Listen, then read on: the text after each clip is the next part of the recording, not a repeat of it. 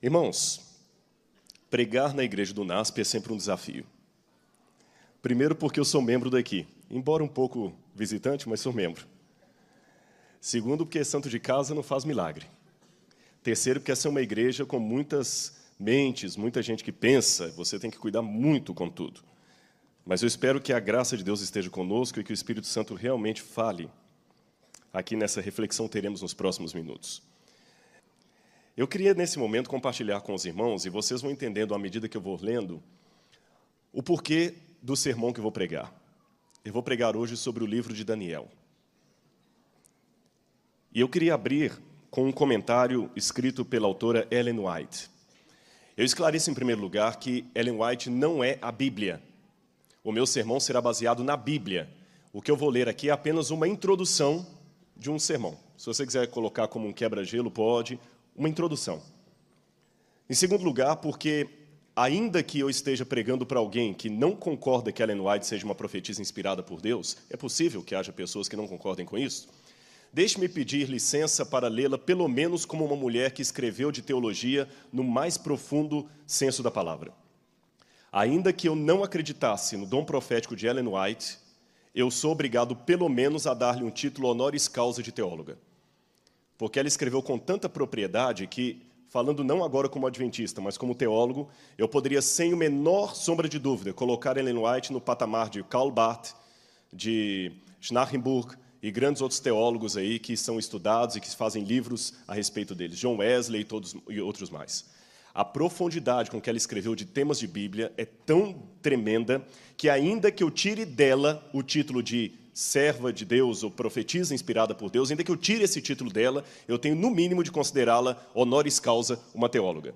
E se eu poderia começar um sermão pregando usando um texto de Karl Barth ou de qualquer outro teólogo do passado, por que eu não poderia começar com Ellen White?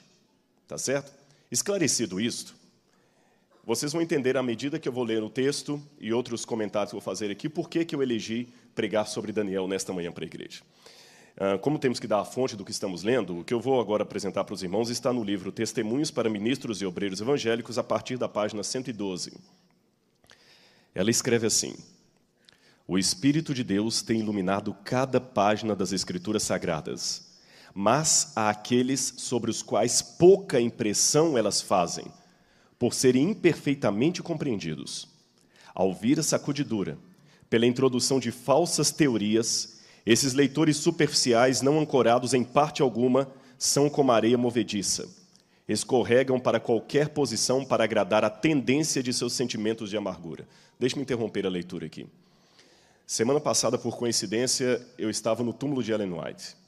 Nós tivemos uma programação ali nos Estados Unidos de gravação e, no sábado, fomos para a igreja e a equipe que estava comigo pensou, o que a gente pode fazer no sábado, além de ir para a igreja? Eu falei, bom, eu tenho uma sugestão para vocês. Se vocês quiserem, eu posso levar vocês para conhecer Battle Creek, que é uma cidadezinha perto da Andrews, a gente estava na Andrews, e tem muita coisa interessante para mostrar lá, e é um passeio condizente com as horas do sábado. O pôr do sol dando quase 10 horas da noite, você imagina que tem que preencher de uma maneira... Lá no verão, o pôr do sol dá bem tarde. Então pegamos o carro e fomos para Battle Creek. E eu mostrei lá a vila dos pioneiros e falei, olha, vocês sabiam que Ellen White está sepultada aqui? Ah, não, então vamos conhecer o túmulo de Ellen White? Ah, queremos. Pegamos o carro e fomos lá. No cemitério, uma coisa me surpreendeu. Parecia uma tragédia. Árvores enormes, arrancadas, com raiz e tudo. Muitas caídas sobre túmulos. O cemitério parece que tinha passado por uma devastação que eu nunca tinha visto isso. Eu me assustei, porque o cemitério é muito bonito lá, muitas árvores frondosas, muita sombra, e dessa vez a maioria das árvores arrancadas, mas com a ventania que você via árvore, algumas quebradas, árvores de troncos muito grossos, outras arrancadas com raiz e tudo. Algumas caindo em cima de túmulos, quebrando túmulos. O túmulo de Ellen White estava intacto. E eu perguntei depois para alguém o que foi aquilo, e ele me disse que um tornado havia passado lá mais ou menos uma semana antes e arrancou aquelas árvores ali. E eu comecei a refletir quando eu vi aquela cena. Em primeiro lugar, o que eu li aqui está ilustrado ali.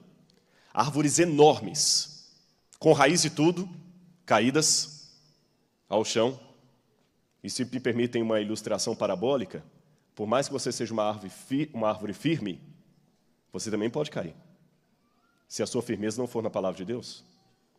Aquelas árvores estavam aparentemente firmes, eram árvores, eu não sei quanto tempo demoraram para atingir aquele tamanho, mas eram árvores enormes. E até a pessoa que nos explicou isso disse depois que a tristeza deles é quando é que eles vão ter de novo aquele bosque daquele cemitério totalmente arborizado, porque vai demorar até as árvores crescerem de novo, plantar tudo de novo. Muitas pessoas que estão na igreja como árvores frondosas, tanto tempo aí na igreja, quando vê o vendaval das doutrinas, talvez vão cair. Mas eu também refleti sobre outras coisas ao ver aquela cena ali. Eu pensei que interessante. Essas árvores cresceram aqui, mas a voz que essa mulher teve continua falando. As árvores caíram, mas a pena inspirada continua pregando. Aqui está sepultada uma mulher que os livros dela estão sendo escritos e publicados no mundo inteiro. Que pessoas estão se entregando aos pés de Jesus e à leitura da Bíblia pelo que essa mulher escreveu. Essas árvores podem cair, mas a frágil mulher que hoje está morta continua falando através dos seus escritos. Mas eu pensei um pouquinho mais ainda, irmãos. Aquelas árvores, como eu disse para os irmãos, eram antigas. Eu não sei quanto tempo elas demoraram para atingir aquele tamanho, mas caíram. E Ellen White morreu em 1915 e Jesus não voltou. E eu pensei, Senhor, quanto tempo mais essa sepultura vai permanecer como sepultura? Quanto tempo mais vamos sepultar os nossos mortos? Quanto tempo mais vamos esperar até que por fim se levantará sobre a terra o meu Redentor, como vocês cantaram? Até quando vocês vão continuar cantando isso aí como uma esperança? Agora eu estou falando com vocês não como um pastor, mas como um crente. Algumas pessoas perguntam, o teólogo também tem dúvidas? Claro que sim. Pode dizer um exemplo de uma dúvida sua? Posso. Eu a exponho do púlpito. Até quando, Senhor? Até quando? Por mais que eu estude, eu acordo todo dia e falo, Senhor, quando é que Jesus vai voltar? E, irmãos, eu não posso reclamar da vida que eu tenho. Eu tenho um casamento, graças a Deus, maravilhoso. Eu faço o que eu gosto. Vivo numa comunidade muito boa. E eu estou cansado de brincar, de viver aqui. Até quando, Senhor?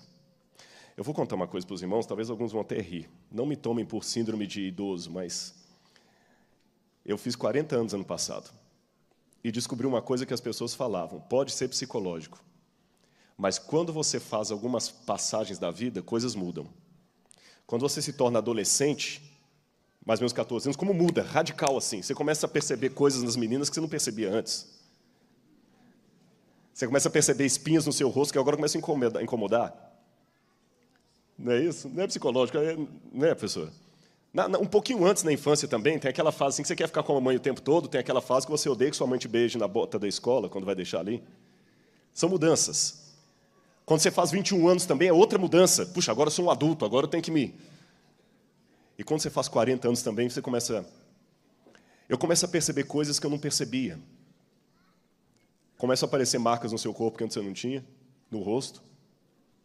Você começa a notar a velhice com mais sensibilidade do que notava antes. Às vezes um artista de TV que você viu, nossa, como é que esse homem está diferente? E eu fui ao concílio de pastores agora, foi uma bênção e maldição. A gente reencontra com os colegas, ele, rapaz, você tinha cabelo? Um dia um pastor pregou desse púlpito aqui, eu estava assistindo com minha esposa, ele falou assim, antes me chamavam de meu jovem, agora já me chamam de velho amigo. Eu comecei a rir, eu falei, mas peraí, ele estudou comigo, eu estou rindo de quê? E nesses pensamentos, irmãos, eu também penso assim, quando eu me formei em teologia, eu pensava assim, Jesus volta antes. Eu já estou tendo ex-alunos, colegas de seminário hoje. Eu era o professor mais novo do seminário.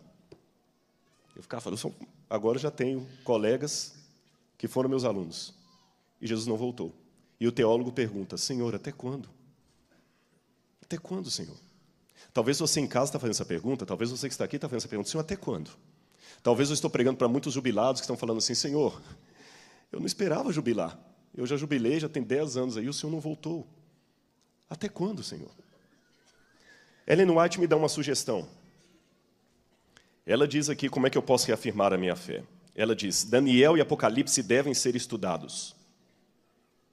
Há necessidade do mais íntimo estudo da palavra de Deus, especialmente devem Daniel e Apocalipse merecer a atenção como nunca antes na história da nossa obra.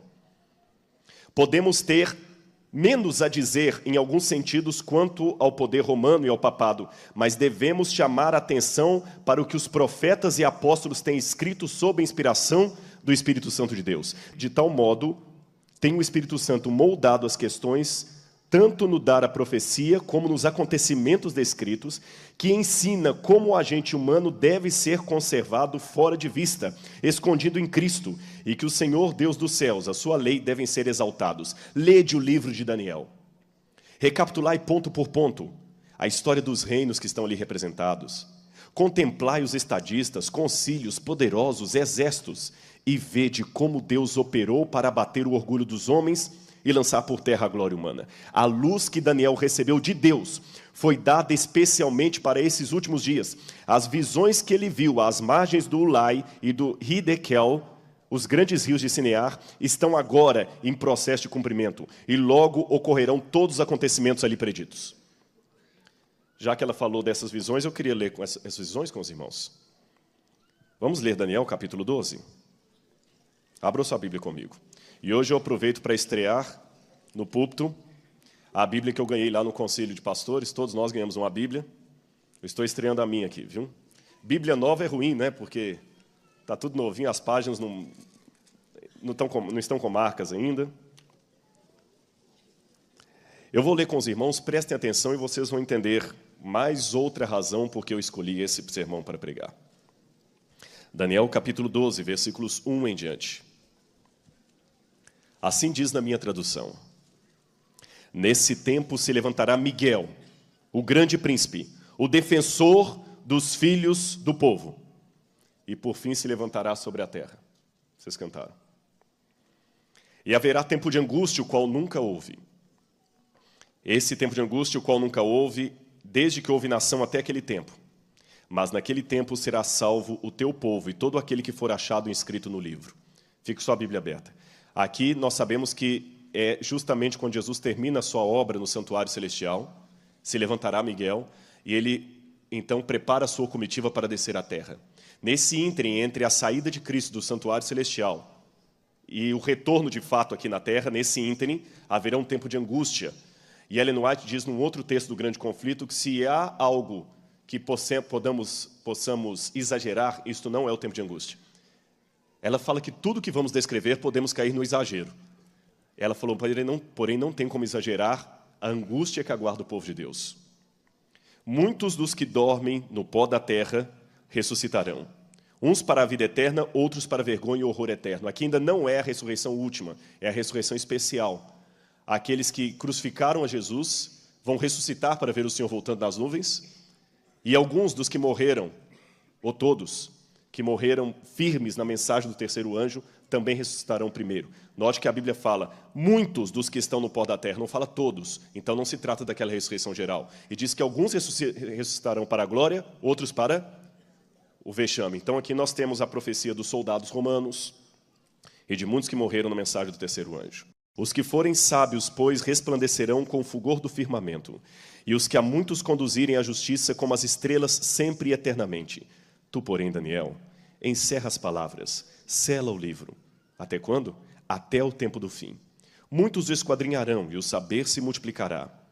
Então eu, Daniel, olhei, e estavam em pé outros dois, um de cada lado do rio, que Ellen White mencionou, o rio Ulai, e outro do outro lado. Um deles disse ao homem vestido de linho que estava sobre as águas do rio, quando se cumprirão essas maravilhas? Aqui outro ponto que eu quero interromper a leitura. Aqui está a dúvida do teólogo, que era a dúvida até de um mensageiro celestial. Quando se cumprirão essas maravilhas, Senhor? Daniel teve o privilégio que nós não tivemos. Ele viu. E quando ele viu, ótimo, Senhor, maravilha. Mas quando? Quando sucederão essas coisas? Ouvi o homem vestido de linho que estava sobre as águas do rio, quando levantou a mão direita e esquerda ao céu, e jurou por aquele que vive eternamente que isso será depois de um tempo, 2 tempos e metade de um tempo. E quando se acabar a destruição do poder do povo santo, estas coisas se cumprirão. Eu ouvi, diz Daniel, porém não entendi. Então eu disse, meu Senhor, Desculpe, quando será o fim dessas coisas? E Deus não respondeu quando será, ele só disse, vai, Daniel, segue o teu caminho. Porque essas palavras estão encerradas e seladas até o tempo do fim. Muitos serão purificados, embranquecidos e provados. Mas os perversos procederão perversamente, e nenhum deles entenderá, mas os sábios entenderão. Depois do tempo em que o sacrifício diário for tirado, e posta a abominação assoladora, haverá ainda 1290 dias. Bem-aventurado o que espere e chega até 1335 dias. Tu, porém, segue o teu caminho, até o fim, pois descansarás. E ao fim dos dias te levantarás para receber a tua herança.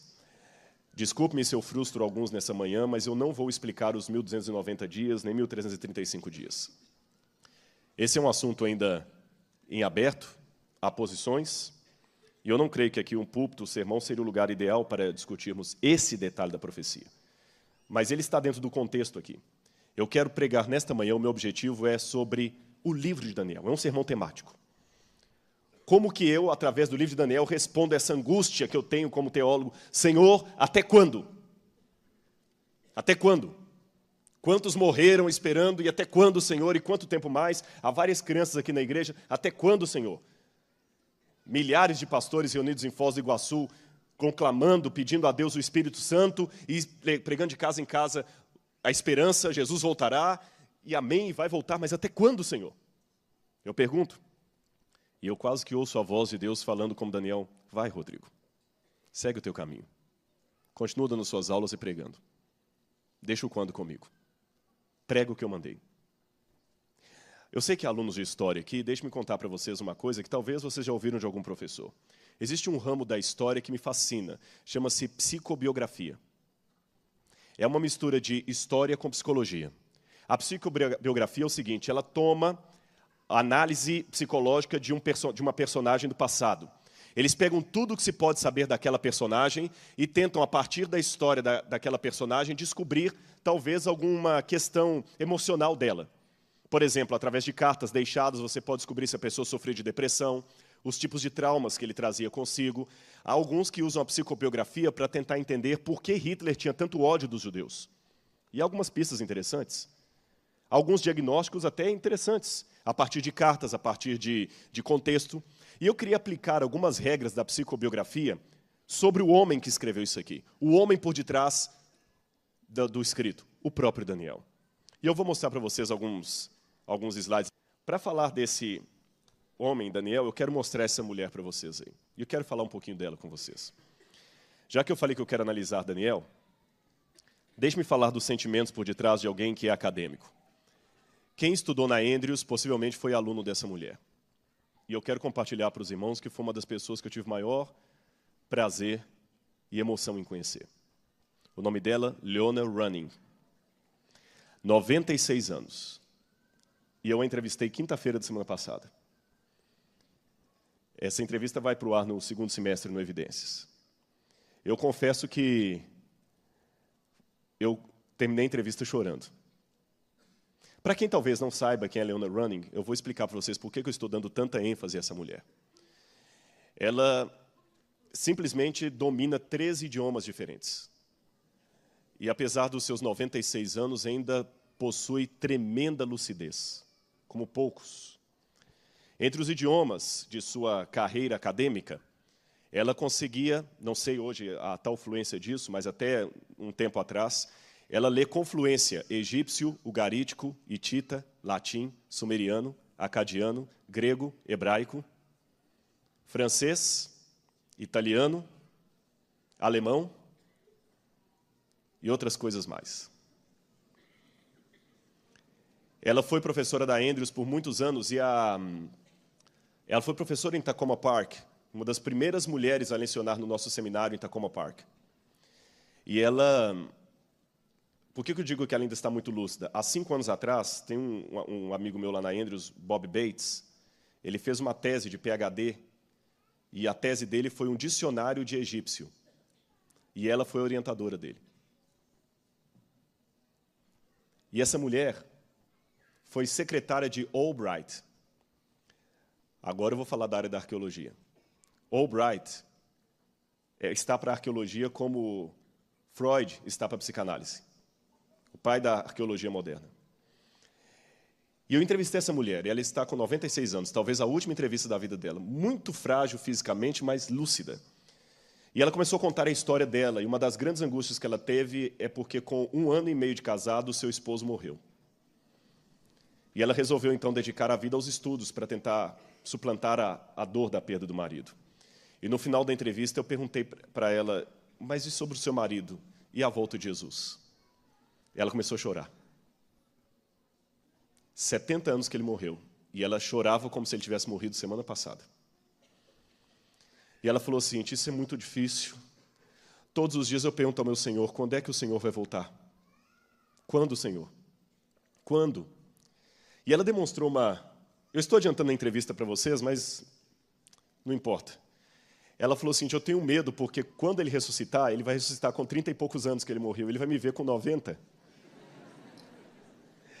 Eu sei que depois, assim, depois que desligou a câmera, eu até falei assim, olha, mas você sabe que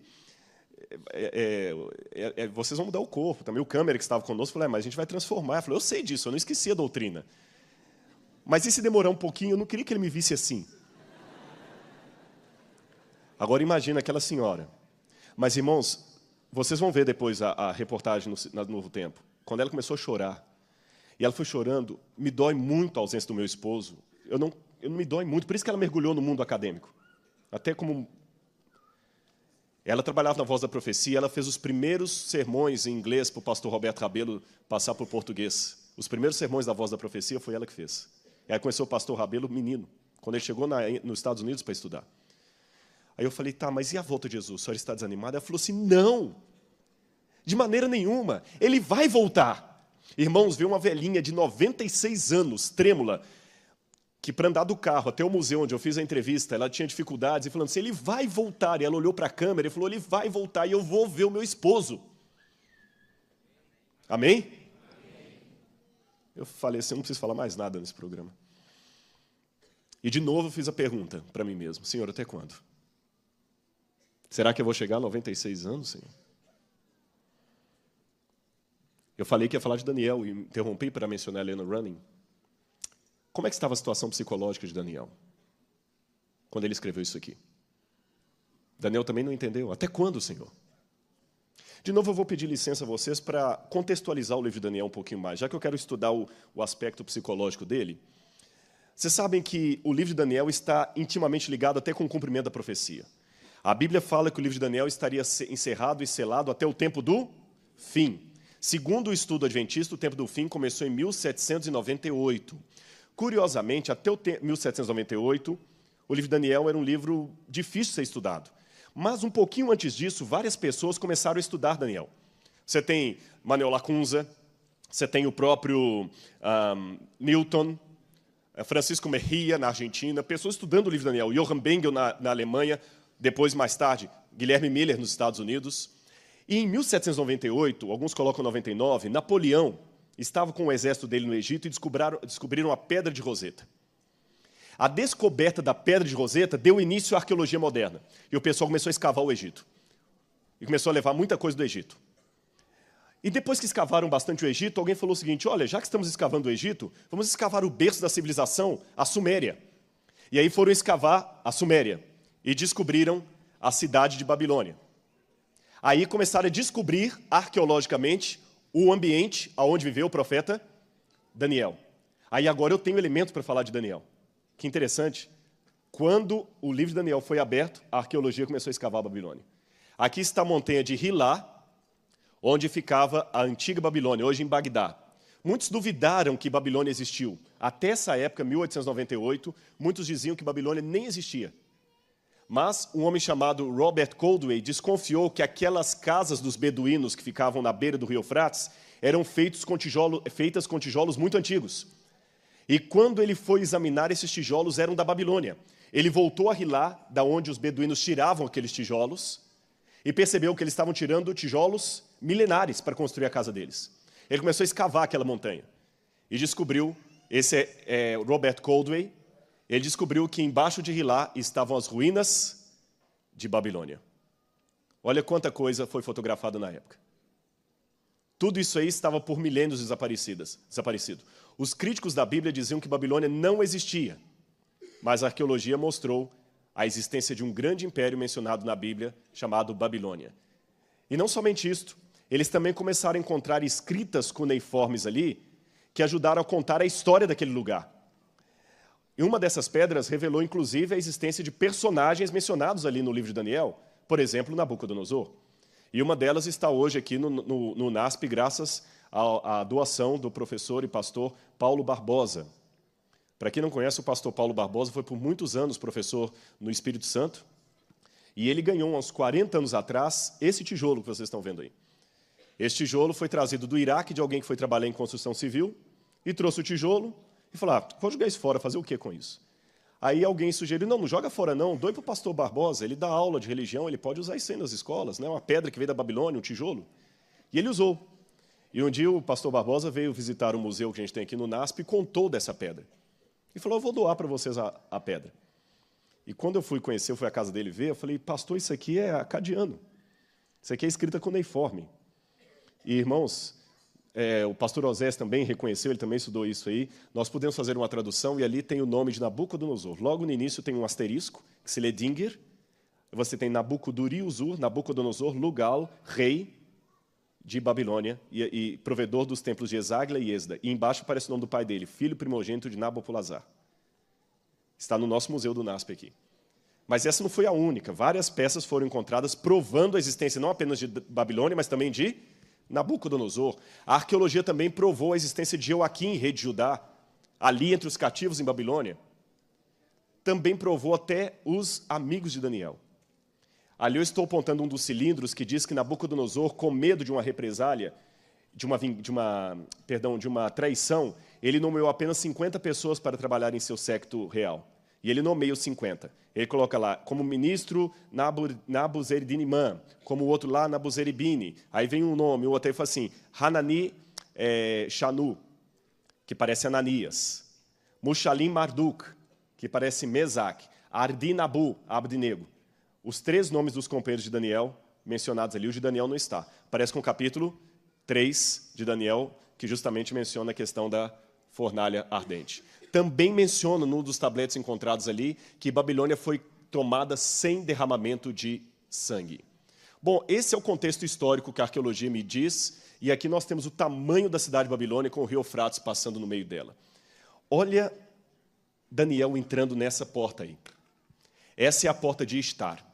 A Bíblia diz que Daniel era um jovem. Pela palavra hebraica que está ali, Daniel deveria ter uns 16 anos de idade.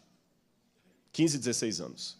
Quantos jovens aqui têm 15, 16 anos, mais ou menos? Levante a mão, só para eu ter uma noção. Levanta bem a mão. Tem vários. Vocês estão com mais vergonha que os adultos? Fiquem em pé, porque eu não estou conseguindo ver vocês. Só para eu ver. Só para ver. Levanta. Poucos. Tem aqui 1, 2, 3, 4. Não vou chamar a frente, não. Pode ficar tranquilo. Nem vou dar prêmio, mas pode ficar em pé. Então, presta atenção em mim, vocês que levantaram. Daniel tinha a idade de vocês quando foi para a Babilônia. Imagina Daniel sendo em Jerusalém, passando por essa porta. E essa porta foi reconstruída, sabia? Ela foi encontrada e reconstruída, hoje está no Museu de Berlim. E um detalhe curioso, esses tijolos nunca foram retocados. Lá em Bagdá você tem uma cópia da porta de Estar. A original está na Alemanha. Aqui você tem Marduk, que estava ali na porta, e o leão. Isso é feito de lápis lazuli, 2.600 anos, nunca retocado. Agora, olha que interessante, um dos símbolos da Babilônia era o leão. E esse leão tem uma característica que outros leões não têm. Percebem qual é? Asas. Daniel, capítulo 7. O símbolo de Babilônia era um leão com asas. Quando eu olho para a arqueologia, eu entendo porque que Daniel usou aquele símbolo. Ou Deus mostrou aquele símbolo para Daniel. Um leão com asas, símbolo da Babilônia. Mas Daniel ficou impressionado com tudo aquilo, mas ao mesmo tempo angustiado. Quantos anos eu falei que Daniel tinha? 15 ou 16. De Jerusalém até Bagdá, que seria mais ou menos a distância de Jerusalém à Babilônia, dá uns 900 quilômetros se você andar em linha reta. Mas as pessoas não andavam em linha reta. Elas iam circundando montanhas, subindo, descendo. Eu posso falar de 1.500 quilômetros de caminhada, 25 quilômetros por dia a pé. Imagina você andar cerca de 1.500 quilômetros a pé, com algemas e com detalhe. Você não está indo para umas férias, você está indo para a prisão. Imagina. Num sol que chega a 45 graus e andando. E você era nobre. Até quando, Senhor, vai durar essa algema? Até quando, Senhor? E um detalhe a mais. Quando Daniel chegou lá, Daniel tinha saudade de casa. Foi ali que eles escreveram o salmo que diz: no rio da Babilônia nos assentávamos e chorávamos, lembrando-nos de Sião. Aqueles que para lá nos levaram pediam-nos: cante-nos uma música da sua terra. Mas nós dizíamos: Senhor, como poderemos cantar em terra estranha? Esse salmo é chamado de salmo de romagem. Você já viu na Bíblia escrito assim, salmo de romagem, o salmo de peregrinação? Eu vou explicar por que a vocês.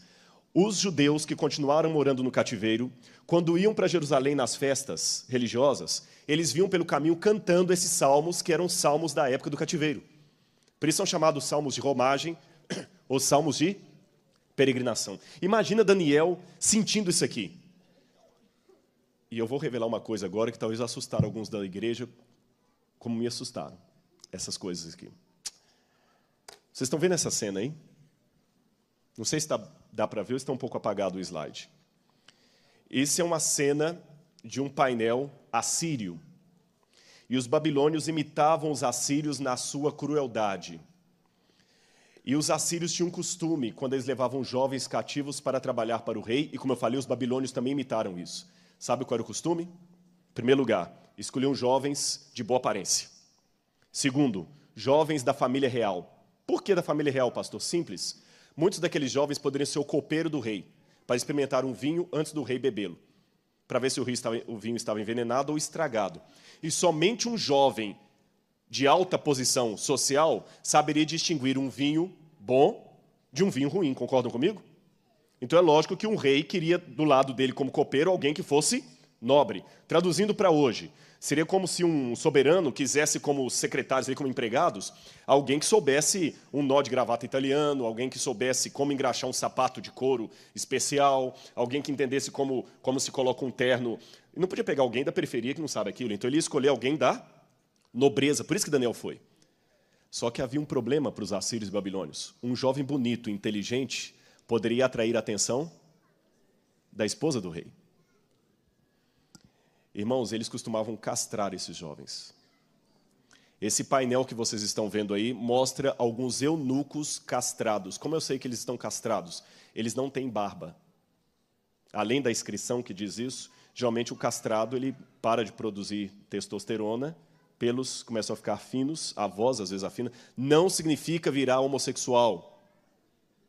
Viu? Não tem nada a ver uma coisa com outra.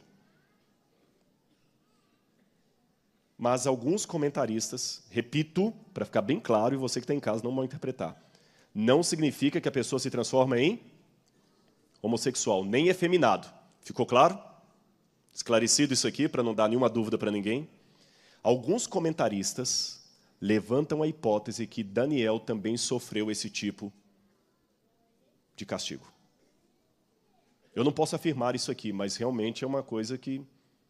Com base em que, pastor, esses comentaristas afirmam isso? Bom, eu vou dar para vocês alguns exemplos. Letra A. Quem cuidou de Daniel e os companheiros dele? O chefe dos eunucos. Letra B. A Bíblia não menciona a família de Daniel. Ah, pastor, mas a Bíblia também não menciona a família de João, nem de... Então não significa que... O silêncio é um argumento muito fraco, concordo com você. Mas lembra quando Daniel foi atirado na cova dos leões e os 3 companheiros na fornalha ardente? Depois que eles saíram dali, quem foi atirado no lugar deles? Os inimigos deles. E eles foram atirados sozinhos? Com quem? Com a família, porque naquele tempo, quando alguém era condenado à morte, a família toda ia junto. Então o fato dos companheiros de Daniel serem lançados na fornalha ardente, não mencionar esposas nem filhos, e Daniel na cova dos leões também sozinho, indica que não tinha família, porque se tivesse mulher e filhos, teriam lançados juntos. Outro argumento. Olha esse texto que eu gostaria de ler com vocês, Isaías capítulo 39, versículo 7. Isaías 39, verso 7. Dos teus próprios filhos que gerarem, tomarão para que sejam o quê? Eunucos no palácio do rei da Babilônia. Deixa-me perguntar para a igreja.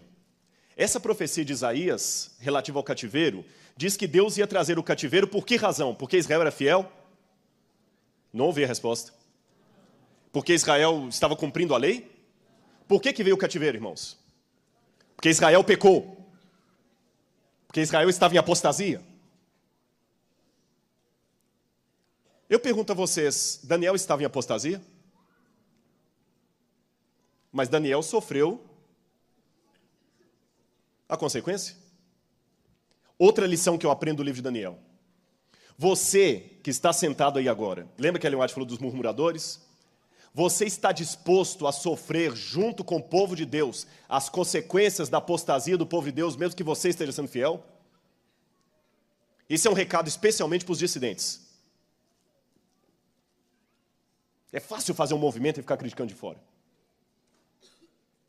Quando a senhora White fala no livro Santificação sobre a oração de Daniel, ela fala, Daniel se identificou com Israel pecador. Olha o capítulo 9 de Daniel. Quando ele ora, ele fala, Senhor, nós, primeira pessoa do plural, nós temos pecado contra ti. Daniel não tinha pecado, mas mesmo assim, é lógico, tinha pecado no sentido, ele era um pecador. Eu disse, ele não estava naquela apostasia, mas eu quero dizer, mesmo naquela situação de espiritualidade, ele não apontava o dedo para criticar, ele se envolvia com a igreja.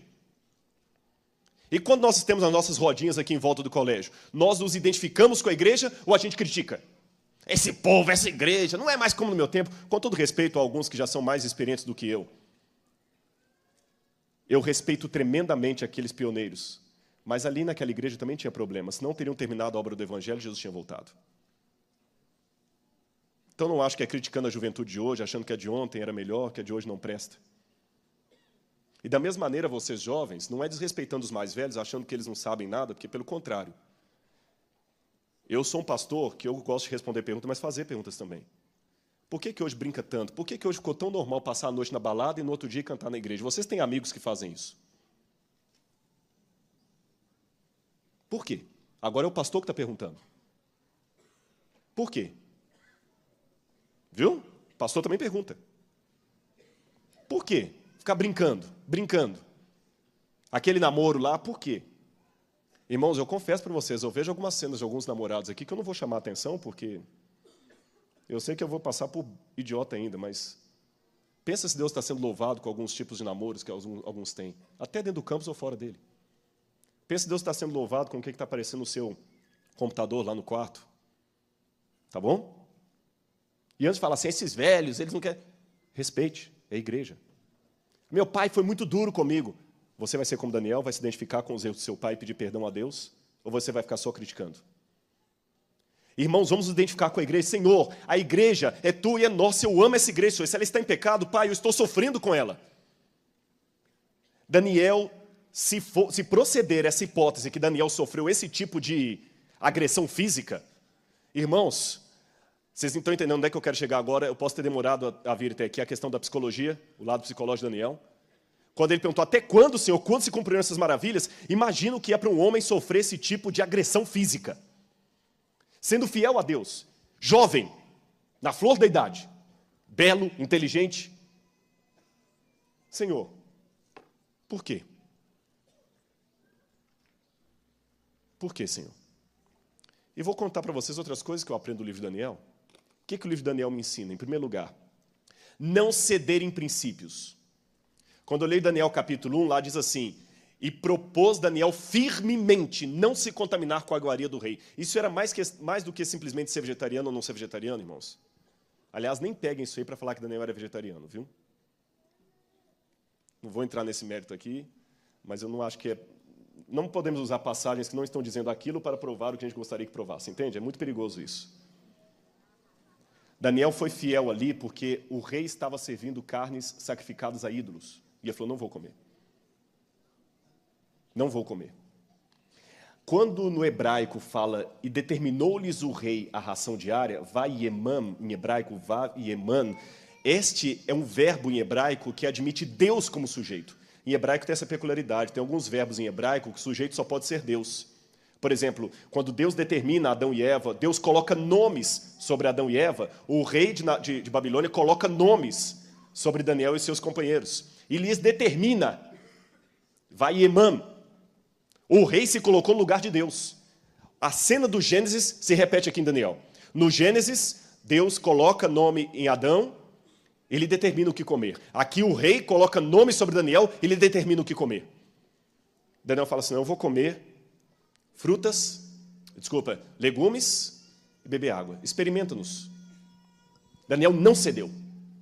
Daniel não negociou com a sua identidade como adventista. Segunda coisa que eu aprendo no livro de Daniel.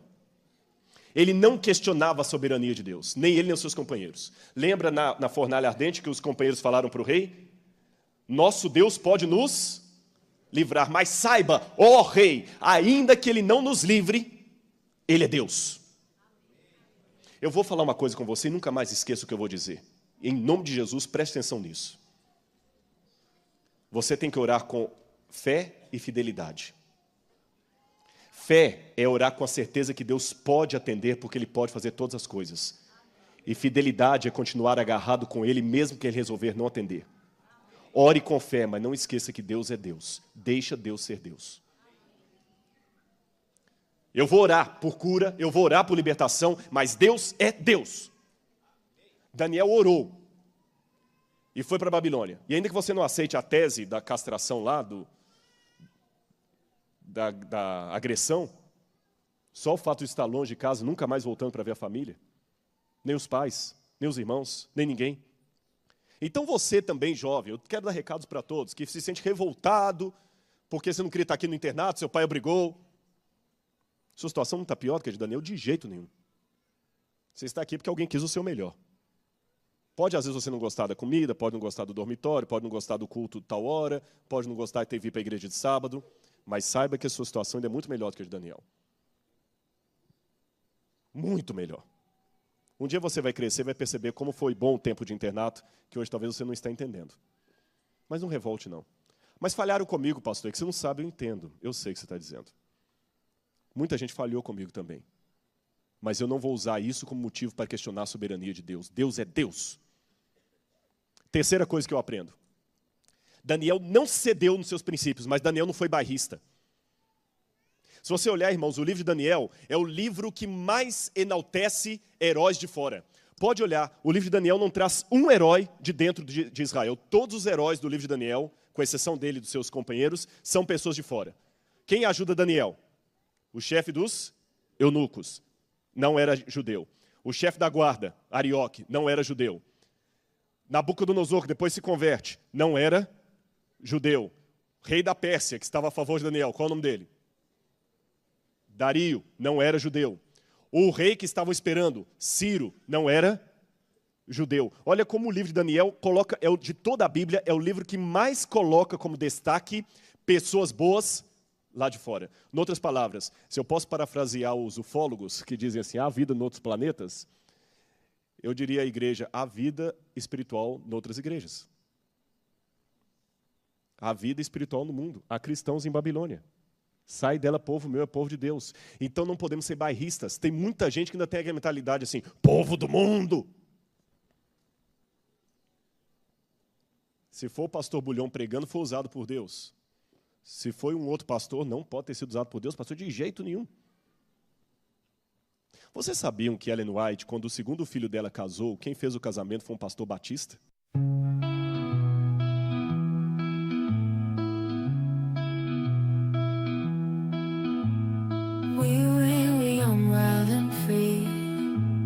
Chasing dreams by the sea, echoes of a distant melody. In the lights, just you and me. Photographs in shades of gold, stories that we've never told, memories that never grow old. In this heart, they're always bold. Time moves on, but we stay here. In the moments crystal clear, echoes of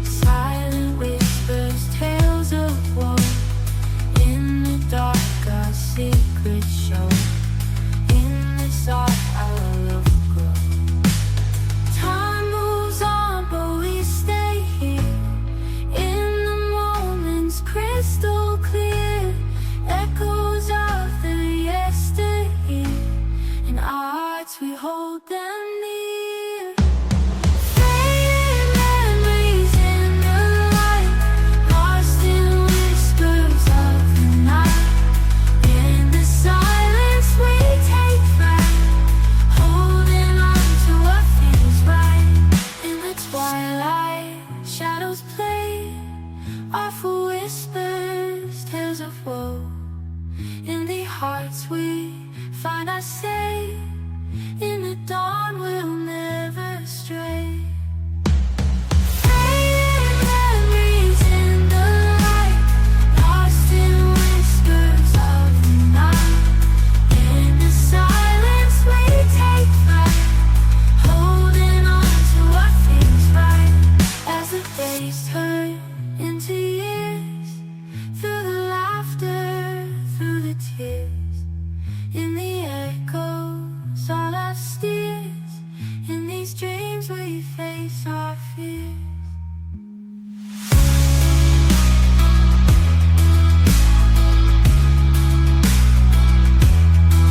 As the days turn into years, through the laughter, through the tears, in the echoes on our steers, in these dreams we face our fears.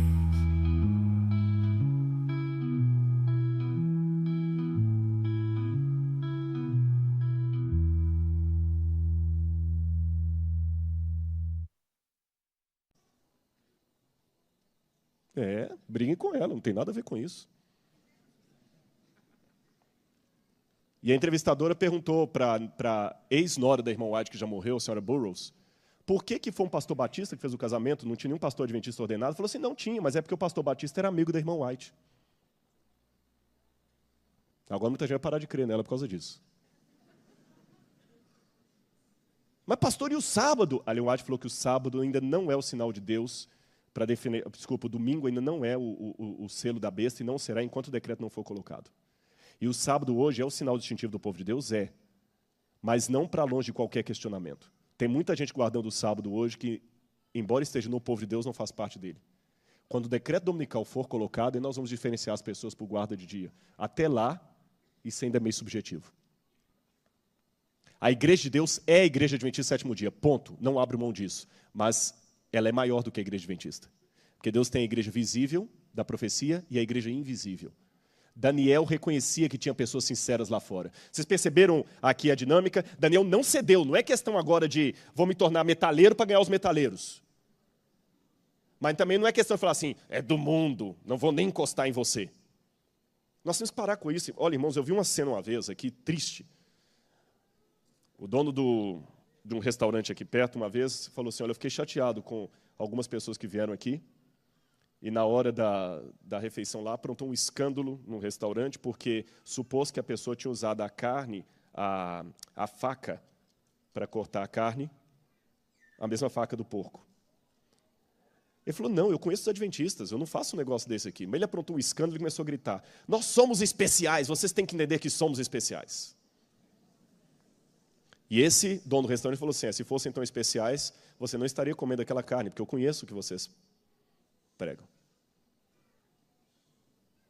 Irmãos, eu estou falando de coisas que nós vivemos. Nós queremos ser tão diferentes e nos tornamos tão iguais. Nós rejeitamos o povo do mundo, mas aceitamos o mundo. Não é meio irônico isso? Eu tenho que rejeitar o mundo, não o povo do mundo. A gente não pode ter alergia às pessoas de fora. Eu tenho que reconhecer que Deus tem sinceros lá fora, pessoas maravilhosas. Irmãos, quanta gente maravilhosa me ajudou. Eu me lembro uma vez que quando eu estava estudando em São Paulo, eu ficava num seminário católico, eu dormia no seminário. E eu chegava todo domingo à noite e o padre já tinha comida preparada para mim lá no micro-ondas. E um dia eu peguei a comida lá, e quando eu fui comer, ele, Rodrigo, desculpa, perdão. Ele saiu correndo, o que foi? Tomou o prato da minha mão, jogou fora assim, desculpe, eu esqueci que hoje era o dia que você vinha, e a empregada colocou tocinho de porco no feijão. Desculpe, faça o seguinte, coloca o arroz aqui que está limpinho, eu vou fazer um ovo para você aqui, um omelete e tudo mais e tal. E esse padre veio aqui assistir um sermão que eu preguei aqui há muito tempo atrás. Eu vou falar que esse homem é um hipócrita? Deus tem sinceros lá fora. Eu posso ser um adventista sem discriminar. Amém? Então, estou indo bem no sermão. Silêncio pode significar sono, pode significar um monte de coisa. Outra coisa que eu aprendo no livro de Daniel. Ter bons modos para testemunhar. Irmãos, a Lisli apareceu com um livro lá em casa que eu queria até transformar num manual missionário. Regras de etiqueta. Como se portar numa mesa, o que evitar, o que não evitar. Interessante, né? como se portar a uma mesa. E eu achava que nós devíamos ter um livro de regras de etiqueta no evangelismo. Que às vezes nós pagamos muito mico na hora de evangelizar. A gente acha que já tem que de cara falar do sábado. Tem jovens universitários que acham que o jeito dele pregar é na primeira aula de biologia, é já levantar a mão e debater com professor em sala de aula sobre criacionismo e evolucionismo. Não é aí. O homem é professor, ele é doutor, ele está 20 anos dando aula ali, você é primeiro-anista. Você tem que primeiro demonstrar que você é o melhor aluno daquela faculdade. Que você é gente boa, que vale a pena te ouvir, que você entrega seus trabalhos em dia. Aí, o dia que você abrir a mão e falar o seguinte, desculpa, eu discordo disso aí, tu não vai querer te ouvir, não. Se você é tão inteligente e discorda, alguma razão tem.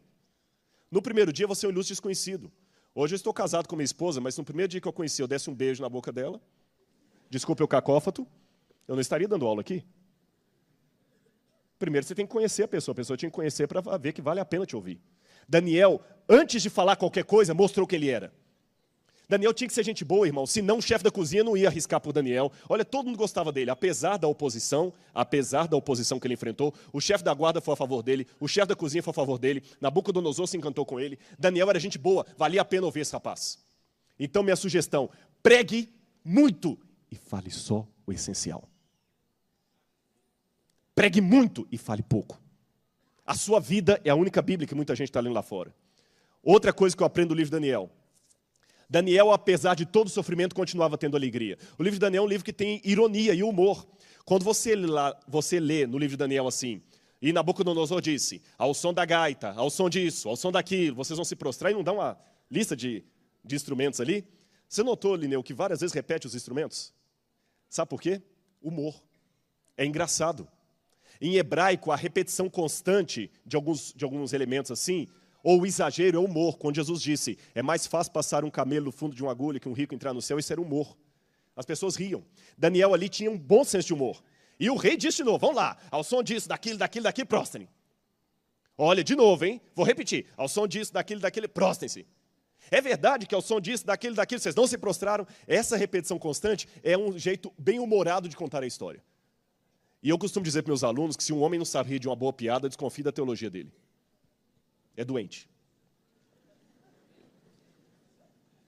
Agora, por outro lado, Daniel também não usava esse humor de maneira irresponsável. Ele não perdia o senso da solenidade, especialmente quando falava das coisas do céu. Em hebraico, irmãos, quando você fala em prosa, é para coisas comuns. Quando você fala em poesia, é para coisas solenes. É diferente do português, né? Toda vez que um profeta está falando, ele começa em prosa. No meio do texto, ele passa para poesia. Opa, aqui é uma coisa solene, é uma ênfase. Daniel, no capítulo 7, quando ele fala da terra, ele fala em prosa. Quando ele fala do céu, ele fala em poesia. Toda vez você vê em Daniel, ele está falando dos animais, é prosa. Quando ele fala do filho do homem vindo para receber o reino, aquela cena ali do trono, ele fala em poesia. Ele sabe diferenciar as coisas de Deus das coisas do mundo. Ele não brinca. Pessoal, presta atenção nisso, que isso é muito sério, principalmente vocês que cantam. Ele não brinca com coisas de Deus. Outro detalhe que eu aprendo do livro de Daniel. Ele tinha noção de onde ele era, de quem ele era. Mais um detalhe. Daniel também eu aprendo que o reino não virá pelo meu esforço, mas por ação divina. Lembra que a pedra foi cortada sem auxílio de mãos. O reino vai vir, mas não é por Rodrigo Silva. O reino vai vir quase a despeito de Rodrigo Silva. Deus em si mesmo se basta, mas ele resolveu contar comigo. Então isso é um privilégio que eu peço a Deus para não permitir que eu frustre. Outro detalhe, o reino de Deus pode demorar. Daniel, vai, porque essas profecias se referem a dias ainda muito distantes. Outro detalhe, esperar pelo reino no cativeiro é diferente de esperar em casa. Essa expressão em hebraico que está ali, Leshanah Rabaa Beyerushalayim, traduzindo significa ano que vem Jerusalém. Os judeus, quando moram na diáspora, fora de Israel, eles têm um costume, especialmente na Páscoa, no Pessah, no Yom Kippur, que é o dia da expiação, eles falam assim, ano que vem Jerusalém, quer dizer, nós vamos para lá. Dizem alguns que essa tradição começou no cativeiro, quando os judeus tinham a esperança de no ano que vem o cativeiro acabar. E passava o ano e não acabava, mas todo ano eles falavam assim, não tem problema, um dia vai acabar, ano que vem Jerusalém. Leshanah Rabaa Beyerushalayim. Ano que vem, Jerusalém. Lá em casa, quando eu faço pôr do sol com a minha esposa, a gente sempre se cumprimenta assim, ano que vem, Jerusalém. Não sei se vai ser em 2012, mas um ano que vem vai ter. E a esperança fica. Eu quero terminar esse sermão contando duas coisas para os irmãos. E desculpe, eu não quero transgredir o sábado por fazer menção de um filme. Quando eu fizer a menção do filme, vocês vão entender que é apropriado o comentário. Quando eu voltei, a minha esposa comentou de um filme que ela assistiu. E uma das coisas que eu gosto muito do meu casamento é que eu converso muito com minha esposa. Ela é minha amiga. Isso é bom. Não estou falando isso para ser politicamente correto, não, irmãos. É porque numa época em que o casamento é tão questionado. E ela me contou desse filme que ela assistiu. Passou na TV esses dias que eu estava fora aí. E ela, quando contou o filme, ela começou a emocionar, chorando, que ela disse que chorou quando assistiu o filme, e quando ela contou, ela começou a chorar, e eu quase chorei também. Fiquem tranquilos, vocês não vão chorar. Ela disse que lembrou de mim, porque eu gosto de cachorro, viu? Não interpretem mal. É um filme sobre um cachorro japonês, e esse cachorro... Diz que passou agora na televisão esse filme. Muitos assistiram, né? Mas a Globo está com um ibope bom aqui, viu? Eu espero que é Novo Tempo também. Eu sei que o cachorro, ele ficava... O dono, ele teve um carinho muito grande com esse dono, e esse cachorro teve uma história tão especial que eu vou contar partes que o filme não mostrou. O Hakito, que é o nome desse cachorro, aqui está uma estátua dele que foi erguida lá em Tóquio. Puxa vida, por que um cachorro mereceria uma estátua? A fidelidade dele ao dono.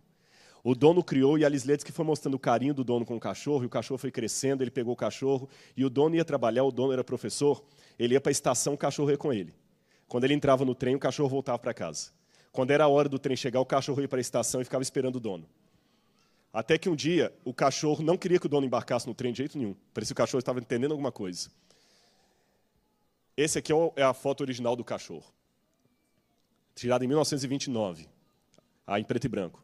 E do outro lado, o cachorro verdadeiro, que foi empalhado e está no museu lá em Tóquio. O cachorro do filme foi empalhado. Sabe por quê? Nesse dia que ele não queria que o dono embarcasse, por alguma razão, o dono foi e teve um infarto enquanto dava aula. E não voltou.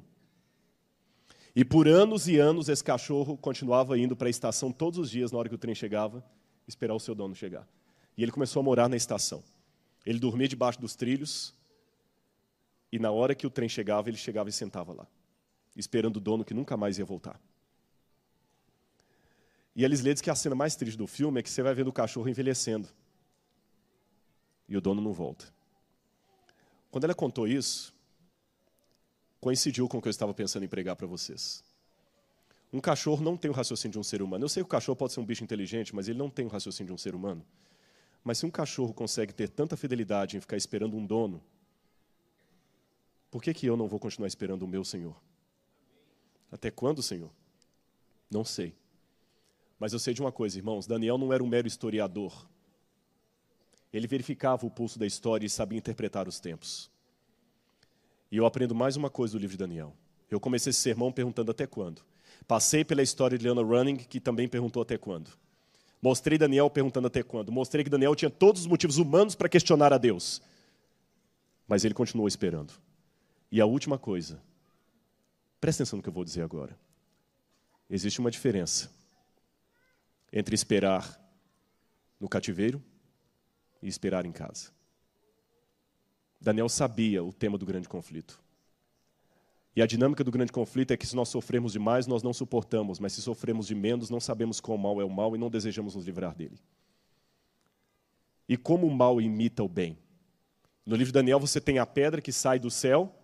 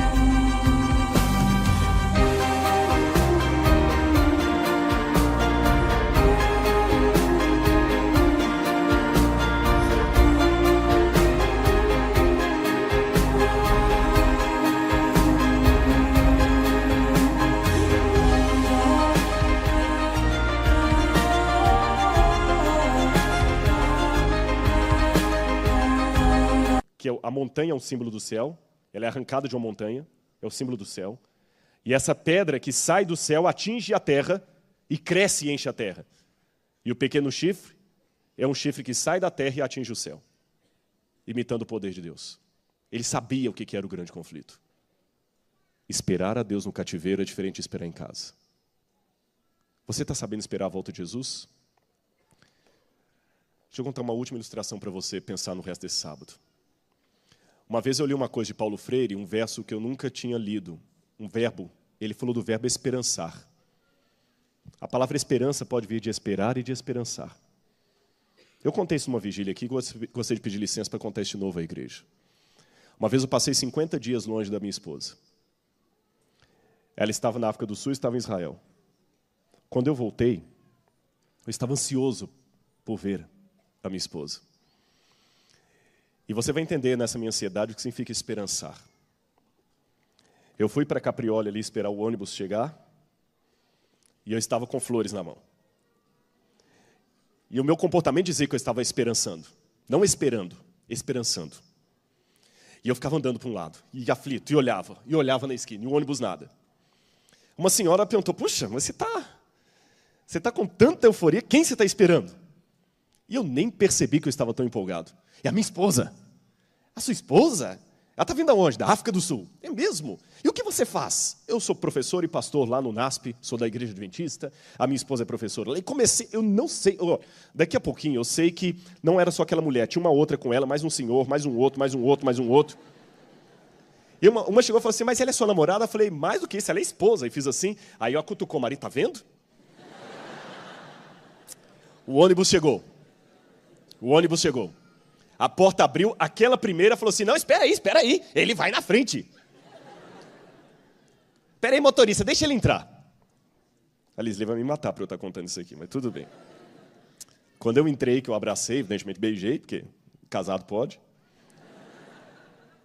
Todo mundo lá fora aplaudiu. A Lisle era mais conhecida lá fora do que qualquer um.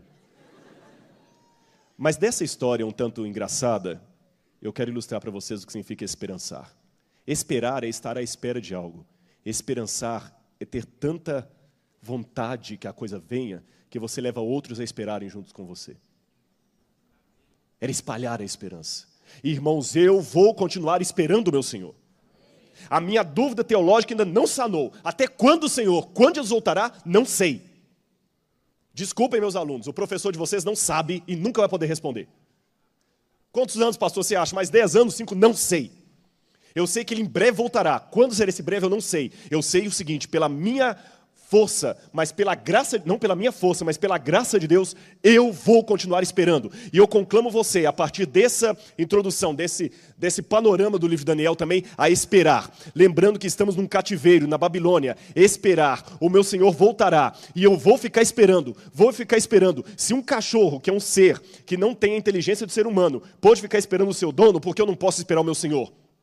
Então, em nome de Jesus, espere, porque Ele voltará. Até quando, Senhor, eu não sei. E enquanto você espera, estude as profecias de Daniel, estude Apocalipse. Você está na Babilônia, mas acreditem, meu irmão, Ele vai voltar. Meus amados, vocês que já jubilaram, talvez não esperavam chegar à jubilação, eu posso dizer que eu entendo a angústia de vocês, porque vocês não esperavam, mas Ele vai voltar. Eu sei que desde que vocês eram criancinhas na igreja, já diziam isso, vocês estão com 70, 80 anos, mas Ele vai voltar. Muitos já morreram, mas Ele vai voltar. Lineu, Ele vai voltar. Você era uma criancinha e seu pai já cantava, você já é um maestro hoje, mas Ele vai voltar. As músicas que vocês compõem, Jader, vão virar realidade.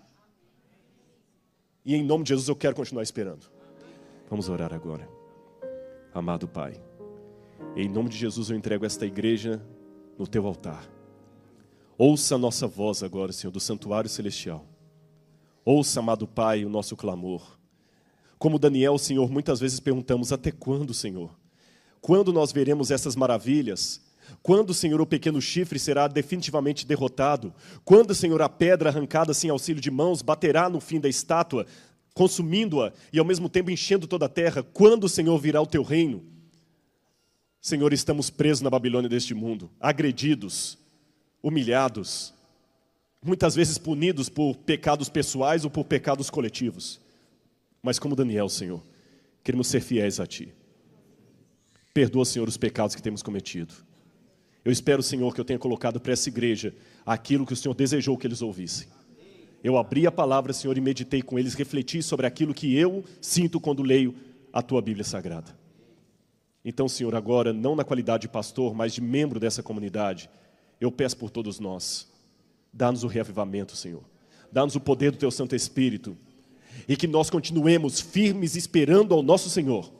O Senhor em breve voltará, eu sei disso, mas eu não sei quão próximo será o próximo. Mas de uma coisa eu sei, Senhor.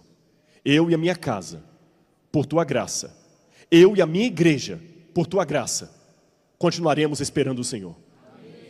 E esperaremos servindo ao Senhor. Eu conclamo agora o Teu poder, o poder do Teu Santo Espírito sobre todos que estão aqui. E que a graça de Jesus repouse sobre cada um de nós, pois é em nome dele que nós oramos. Amém, Pai. Amém, Senhor.